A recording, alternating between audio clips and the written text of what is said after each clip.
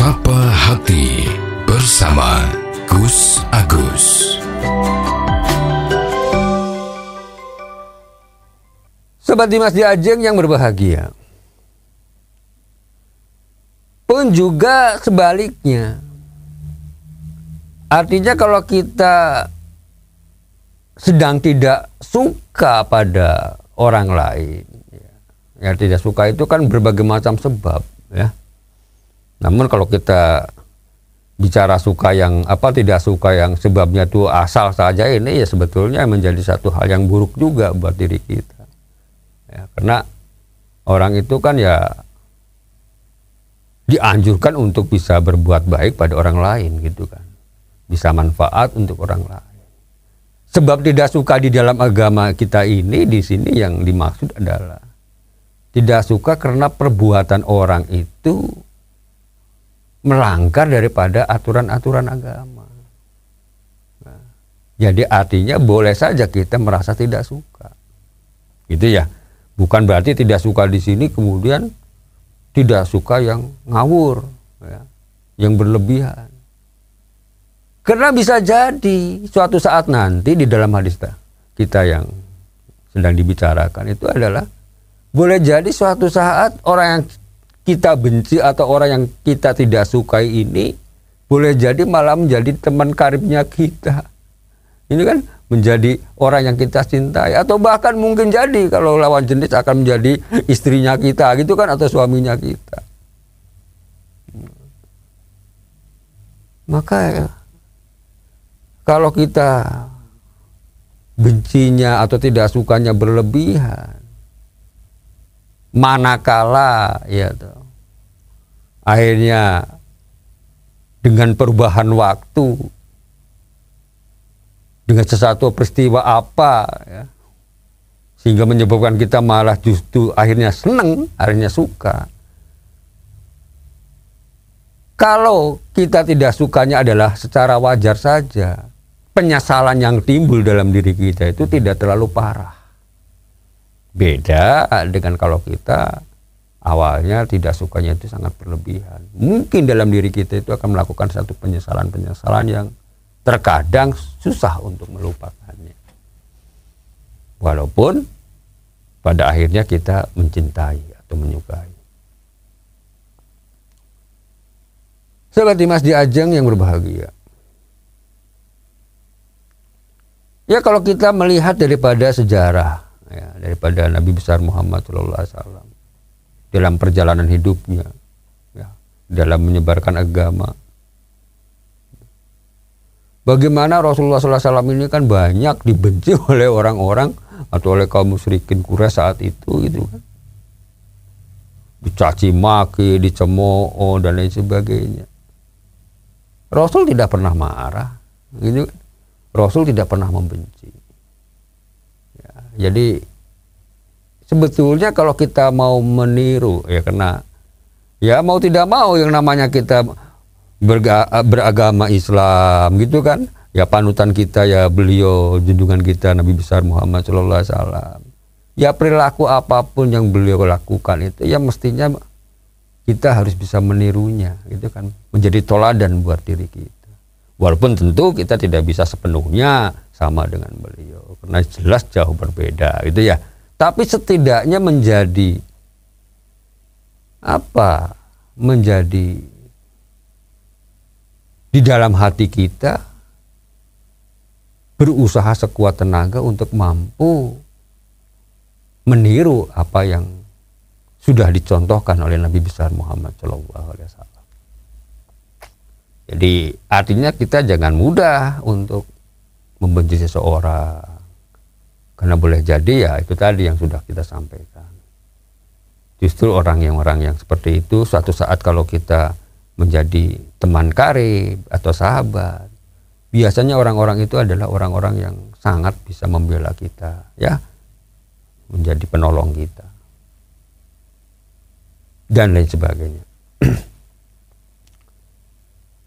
Maka di dalam menjalin hubungan ini, persahabatan, ya, pertemanan, relasi, saling memberikan hadiah itu adalah sangat dianjurkan Untuk apa? Untuk mempererat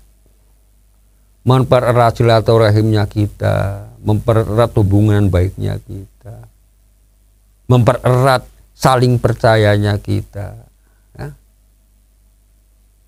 Ini sangat diperlukan, apalagi bagi orang-orang yang punya usaha, ya, itu kan sangat penting menjalin hubungan itu. Maka dalam hari-hari yang baik biasanya, apakah itu di hari ulang tahun, apakah itu di hari hari raya gitu ya, atau dalam momen-momen tertentu, ya, memberikan hadiah itu adalah hal yang sangat baik dan sangat manfaat. Karena salah satu fadilah atau faedah daripada memberikan hadiah ini, saling memberikan hadiah ini, ya faedahnya ya mempererat cinta kasih. Dan juga memperbaiki hubungan baik. Itu salah satu faedahnya di situ. Dan yang paling penting lagi adalah, ya, kita jangan sampai hanya mengharapkan hadiah saja, tapi kita tidak mau memberikan hadiah. Nah, ini yang jadi masalah kadang-kadang gitu ya. Ada orang yang sukanya menerima hadiah doang gitu. Ya, kalau ketemu orang seperti ini kan otomatis, ya, orang yang sering memberikan hadiah pun suatu saat mungkin akan menjadi bukan merekatkan hubungan baik, malah akhirnya menjadi renggang. Yang dimaksud di sini itu ya kita bisa saling berbagi, walaupun hadiah itu kan tidak harus berupa satu nilai yang besar, gitu kan? Sebatas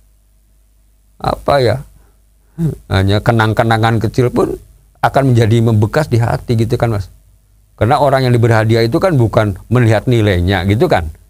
Nilai hadiah itu sendiri kan enggak, tapi bagaimana ketulusan orang yang memberi. Ya.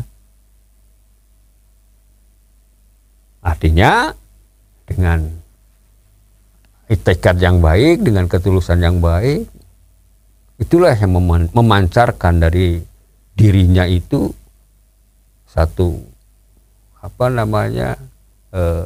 mengakibatkan perbuatan itu menjadi hidup, ya, menjadi baik di dalam mempererat hubungan itu sendiri. Seperti Mas Diajeng yang berbahagia, maka tidak baik, ya, maka tidak baik kalau kita diberi hadiah itu kita menolak. Karena kalau kita melihat Rasulullah SAW sendiri itu tidak pernah menolak yang namanya hadiah. Ya, jadi kita ya meniru. Jangan lantas kalau kita diberi hadiah kemudian kita, wah, hadiahnya kayaknya kurang berharga, kita tidak mau. Jangan. Ya. Kenapa? Kalau kita menolak satu pemberian seseorang, padahal orang yang memberikan itu sudah dengan niat yang tulus, dengan niat yang baik, itu ya, ditolak, apa yang terjadi? Mungkin orang yang akan memberikan hadiah ini akan merasa sakit hati, akan merasa disakiti, merasa bahwa dirinya itu kurang berharga. Satu contoh misalnya, kalau kita orang yang anggap saja ya yang sejajar posisinya itu ya di dalam kemasyarakatan, ya, kita memberikan sesuatu kemudian orang yang diberi itu menolak, rasanya kan kita merasa gelo gitu ya. Ngerti gelo? Ya, gelo itu apa ya? Nah, kecewa, merasa kecewa, kurang opo kan, gitu kan. Akan ada pertanyaan dalam hati, kurang apa saya, gitu. Apalagi kalau kita memberikan sesuatu atau hadiah pada orang yang jauh posisinya dari pada kita di masyarakat. Artinya jauh di sini kan mungkin kemapanannya, mungkin keilmuannya, mungkin profesinya, gitu kan. Kalau kita ditolak memberikan sesuatu itu, kan kita akhirnya jadi mikir, oh pantas wong saya itu orang kecil, orang nggak punya, memberikan satu yang tidak pantas seperti ini pasti ditolak. Jadi timbul Yang tadinya ingin berbuat baik, ingin menjalin hubungan baik, kalau terjadi penolakan, otomatis orang itu akan merasa minder, orang itu akan merasa terkecilkan hatinya atau dikecilkan posisinya, sehingga akan justru kebalikannya akan membenci. Ya. Maka apa yang diajarkan oleh Rasulullah SAW, ya, selalu menerima pemberian hadiah. Ya. Ingat bahwa Rasul itu selalu menerima kalau ada yang memberikan hadiah, apapun bentuknya. Ya. Tapi beliau Rasul itu akan menolak kalau beliau diberi sodako. Nah ini hati-hati, karena hadiah sama sodako udah beda. Gitu ya. Maka ada satu riwayat Rasulullah itu kalau diberi makanan dari para sahabat, yang dari pemberian orang lain, lalu Rasul menanyakan, apakah itu makan itu pemberian dari sodako atau dari hadiah? Kalau sahabat-sahabat menyampaikan bahwa ini adalah hadiah, beliau akan ikut makan. Ya, kalau itu berupa makanan. Tapi kalau itu berupa sodako, Rasul tidak akan mau makan. Artinya tidak mau memakannya. Artinya menolak. Gitu ya. Itu jadi menjadi pembelajaran buat kita sendiri bahwa disitulah akhlak Nabi, bahwa di dalam memberikan satu hadiah itu memang perlu kita hargai, ya, apapun nilainya. Jadi kita tidak usah melihat nilai. Karena pernah juga terjadi dalam satu riwayat hadis, Rasulullah SAW itu ada orang miskin, ya, orang miskin datang ke Rasulullah, ya, memberikan hadiah, ya, saking penginnya dimakan oleh Rasul, ya, memberikan satu mangkok anggur, ya, satu mangkok anggur, memberikan hadiah pada Rasul. Apa yang dilakukan oleh Rasulullah? Beliau satu persatu anggur itu dimakan oleh beliau. Beliau itu dimakan satu, beliau itu mesem-mesem gitu kan, kelihatan sangat gembira, sangat senang. Nah, terus satu demi satu seperti itu. Si orang miskin ini yang melihat Rasulullah mau makan hasil pemberiannya, wah, luar biasa senangnya. Ya, siapa yang tidak senang, ya, apalagi orang seperti itu, ya. Kita saja kalau memberikan sesuatu pada orang lain, ya, jangankan orang yang seperti Rasul, ya, yang jelas sangat mulia. Orang kita memberikan pada teman kita sendiri, kalau teman kita tuh menunjukkan rasa kebahagiaannya, kita merasa terharu, ya. Merasa senang, bahkan kadang-kadang kita juga saking terharunya kita bisa menitikkan air mata karena senang. Setelah selesai dimakan oleh Rasulullah dalam hadis tadi, para sahabat setelah orang miskin ini keluar atau pulang, para sahabat bertanya pada Rasul, wahai Rasul, kok tidak seperti biasanya? Kalau Rasul itu kan memberi hadiah sama orang lain, kan sahabat-sahabat lainnya kan ikut nyicipi, dikasih gitu, ya. Kok ini enggak gitu kan, jadi heran. Ya sahabat yang namanya sahabat, ya sahabat Nabi, ya